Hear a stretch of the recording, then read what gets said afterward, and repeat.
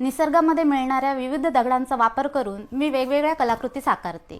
अशाच पद्धतीने नदी आणि समुद्रकिनारी सापडणाऱ्या दगडांचा वापर करून मी ही विठ्ठल रखुमाई आणि त्यांचे वारकरी अशी कलाकृती साकारली आहे। यामध्ये 124 दगडांचा वापर करून ही कलाकृती मी पूर्ण केली आहे। याची खासियत अशी आहे की यामध्ये वापरलेले जे दगड आहेत यामध्ये कुठल्याही प्रकारचं कार्विंग केलेलं नाही किंवा त्यांना कलर केलेला नाही।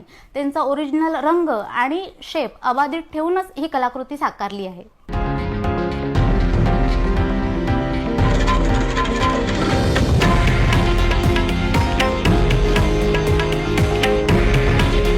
हे आहे देशातील नंबर 1 न्यूज नेटवर्क आणि आपण पाहत आहात TV9 मराठी।